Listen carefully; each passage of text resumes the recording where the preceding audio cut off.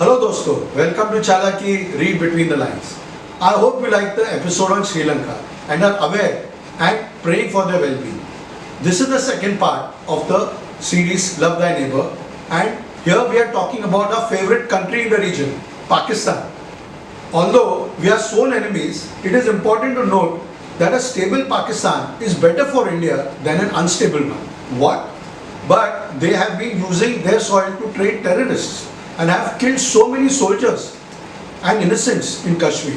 They fight us on all diplomatic levels and have been unsuccessfully trying to get the world to see India as tormentors of Kashmiris and to reverse the abrogation of Article 370. Yes, it's true. And they have taken help from China, created a nexus of sorts to push the Chinese agenda of illegal occupation in Ladakh, Arunachal, etc. This is true too. Then why would we even want them to be stable? But first, who said they are unstable? Let's set some context here. Pakistan Prime Minister Imran Khan lost a no confidence motion recently and had to resign. And now Shehbaz Sharif is the new Prime Minister of Pakistan until the next election. Shehbaz, brother of Nawaz, 3 times PM and head of Pakistan Muslim League PMLN, had only 86 seats in the 342-member assembly, but with the support of other parties, crossed the midway mark with 174 seats. Too close for comfort, I would say.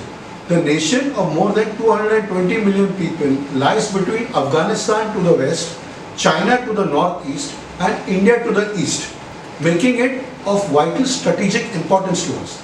Since coming to power in 2018, Khan's rhetoric had become more anti-American and he expressed a desire to move closer to China and recently Russia, including talks with President Vladimir Putin on the day of the invasion of Ukraine.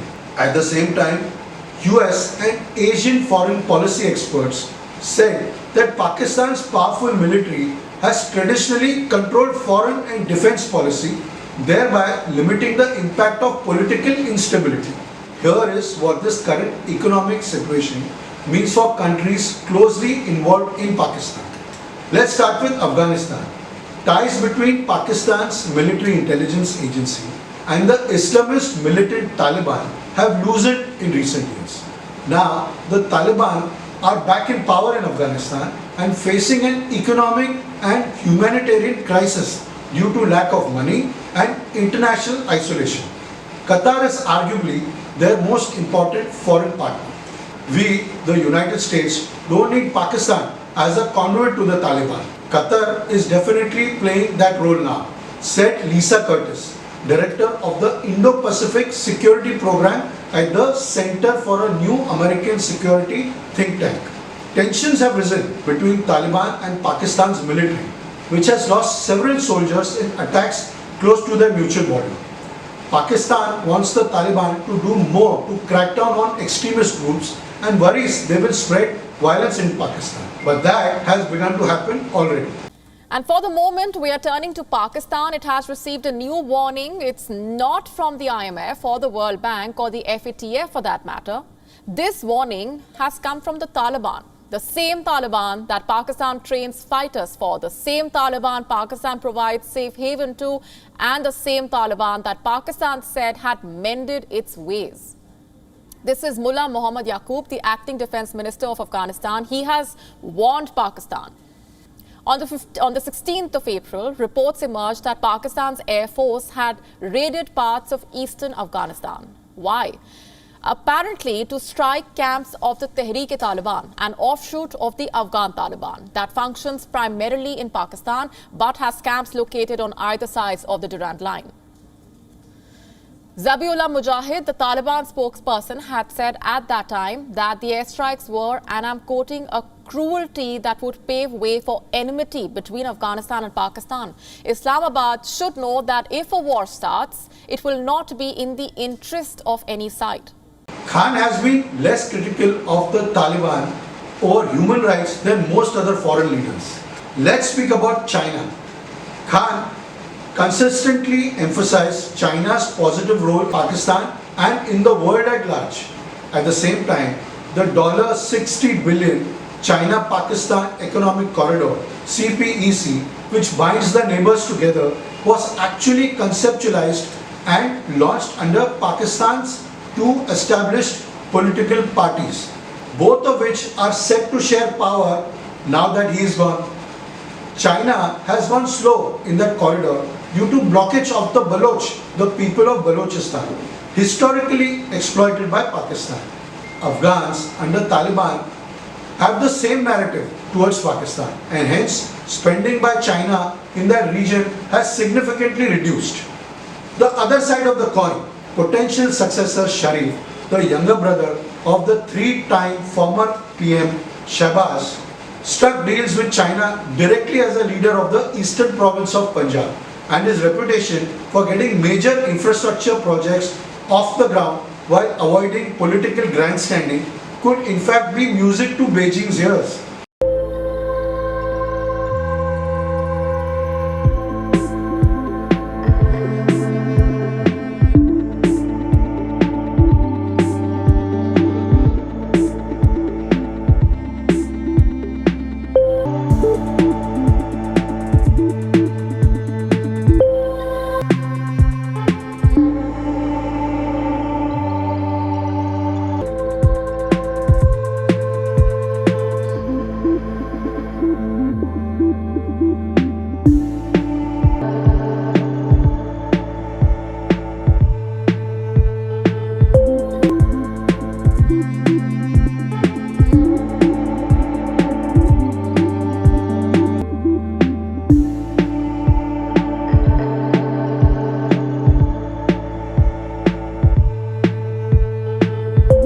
Therefore, Imran Khan has practically no support, and in fact a Chinese diplomat declared that Pakistan will do very well under Sharif government. Ab samajh mein aa raha hai. But the reverse is not true. The military establishment can see the trap that China is setting, and the current example, a la Sri Lanka, is a case in point. My assumption is, but don't hold me to it, that the new regime might want to be in good books with the US, since they will need IMF to restructure their loans and the US to give them grants, money, free of cost, and not soft loans to be returned like in case of China. But the recent reports have suggested that Shahbaz is keen to reactivate Chinese Belt and Road Initiative, BRI, that will open Chinese access to Iran and European markets. Obviously, Shahbaz is looking to score some brownie points politically and personally. Let's talk about United States. US-based South Asia experts said that Pakistan's political crisis is unlikely to be a priority for President Joe Biden, who is grappling with the war in Ukraine, unless it led to mass unrest or rising tension with India. With the Pakistan military maintaining its behind-the-scenes control of foreign and security policies, Khan's political fate was not a major concern, according to some analysts. Since it's the military that calls the shots on the policies that the US really cares about, that is Afghanistan, India, and nuclear weapons, internal Pakistani political developments are largely irrelevant for the US, said Curtis, who served as a former US President Donald Trump's National Security Council Senior Director for South Asia. She added that Khan's visit to Moscow had been a disaster in terms of US relations, and that a new government in Islamabad could at least help mend ties to some degree. Khan has blamed the United States for the current political crisis, saying that Washington wanted him removed because of the recent Moscow trip. Washington denies any role.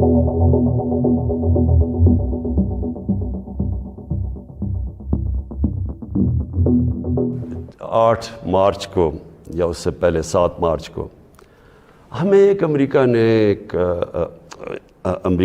बाहर से मुल्क ने, मैं नाम मतलब मेरा कि किसी और बाहर से मुल्क से हमें मैसेज आती है। Well, we are closely following developments in Pakistan, and we respect, we support Pakistan's constitutional process and the rule of law, but when it comes to those allegations, there is no truth to them. Finally, let's talk about India. The nuclear-armed neighbors have fought 3 wars since independence in 1947. 2 of them over the disputed Muslim-majority territory of Kashmir. As with Afghanistan, it is Pakistan's military that controls policy in the sensitive area, and tensions along the de facto border there are at their lowest level since 2021 thanks to a ceasefire.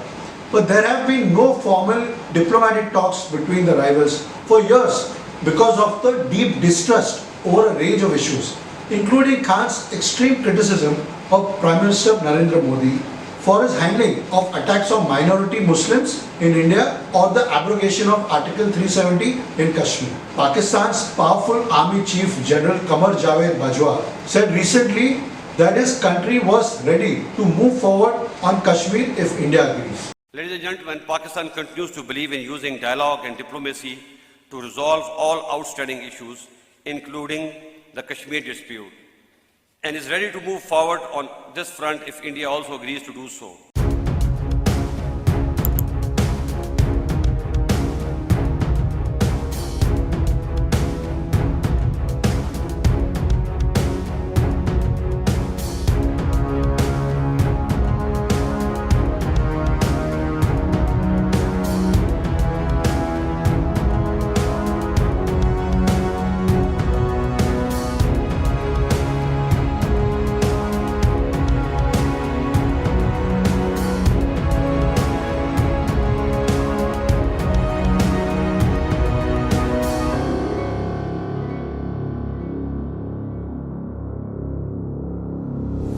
The Sharif dynasty has been at the forefront of several dovish overtures towards India over the years. So believe it or not, Pakistan friendly towards India is better than Pakistan in bed with China exclusively. It is in our national interest that the military establishment makes overtures towards India, even if it is something they never live up to, as we have seen in the past. But Pakistan wouldn't want to turn into a Sri Lanka anytime soon. That is a reality too. Finally, I reiterate again, if they walk one step towards India, India will take two.